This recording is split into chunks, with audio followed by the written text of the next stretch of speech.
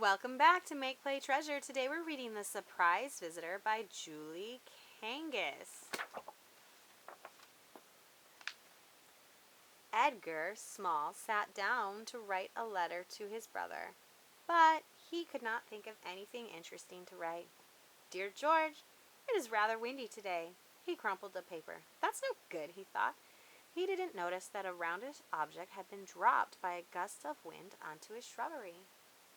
He didn't see it slide off and roll through the ivy right down to his front door where it stopped with a tap. Now that's unusual, he said as he went to investigate. A single knock at the door. Who could it be? When he opened the door, the object rolled right to his feet. Well, hello, little, roundish thing. Where did you come from? You do look familiar. I think I've seen your roundishness before. I've got it. The Crusty Domes. The Crusty Dome children all had the same sort of roundiness. How did you manage to wander so far from home? Edgar Small put on his jacket, bundled up the roundish thing, and set off to see it safely home.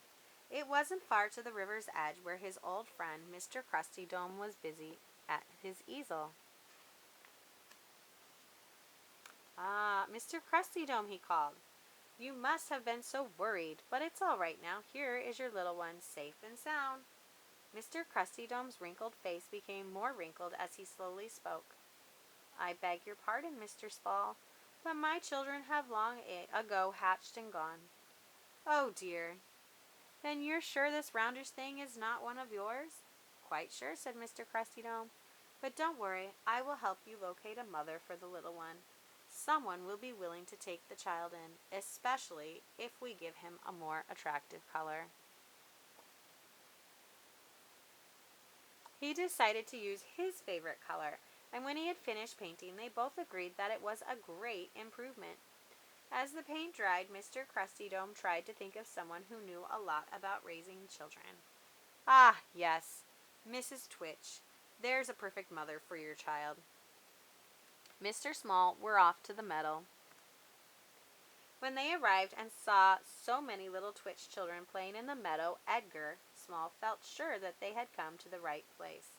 He introduced the roundish thing, and soon they were all playing together and getting along nicely. Edgar Small and Mr. Crusty Dome were so pleased. When Mrs. Twitch appeared, they hurried over to speak to her. Good afternoon, said Mr. Crusty Dome. Mr. Small and I were just taking a little walk.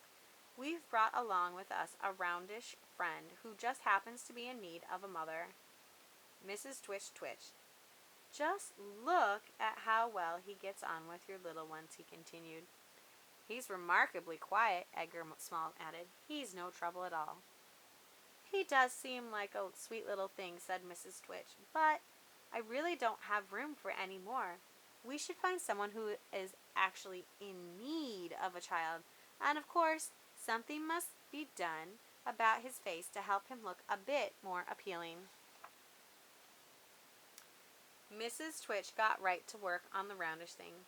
Now you have a look at the little darling, she said. Much better, don't you think? Edgar Small and Mr. Crusty Dome agreed that he looked much more cheerful. Mrs. Twitch's face then lit up with an idea. My friends, Mr. and Mrs. Chibble, won't be able to resist this sweet face, and they will be so grateful for him because they have no children at all.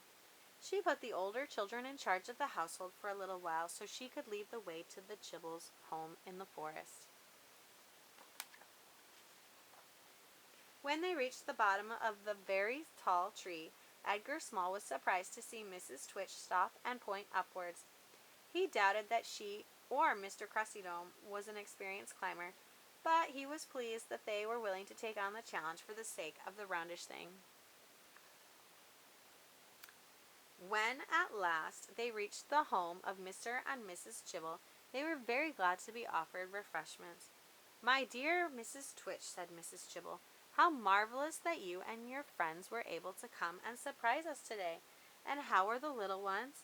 Wise of you not to bring them along. This house is obviously no place for a child.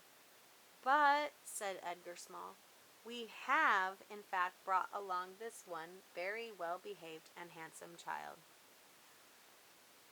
Oh, dear, said Mrs. Chibble. "We're trying to find a family for him," said Mr. Krusty Dome.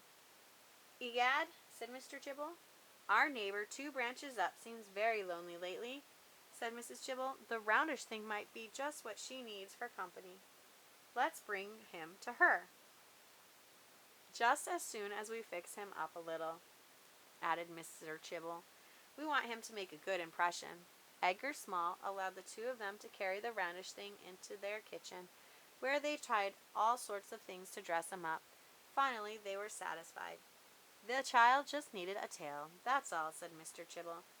Everyone was quite relieved and hurried up to introduce him to their neighbor, Mrs. Fleetle.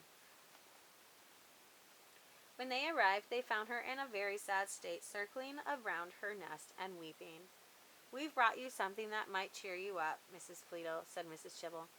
"Just look at this bushy-tailed nipper," said Mr. Chibble. "What a lovely smile he has," said Mrs. Twitch. "Yellow as a buttercup," said Mr. Krusty Dome. "No, no, you don't understand," sobbed Mrs. Fleetle. "What I really want is my own little Oliver back. He's been missing since this morning. Could you help me find him? He's so adorable, a bit bluish, somewhat speckly, rather roundish, and on the inside he's—" And at that moment she was interrupted by a crackling sound. A tiny head appeared, and a tiny voice said, "Mamma!" "It's Oliver!" sang out Mrs. Fleetle joyfully.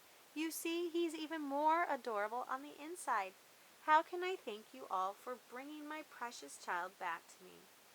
"There's no need, madame," said Edgar Small. "My friends and I are delighted to see the little one safely home with you." But Mrs. Fleetle insisted they stay for dinner. After a lovely evening, Mrs. Fleetle helped her new friends get safely back down to the ground. Many thank yous and goodbyes were said before everyone cheerfully headed home.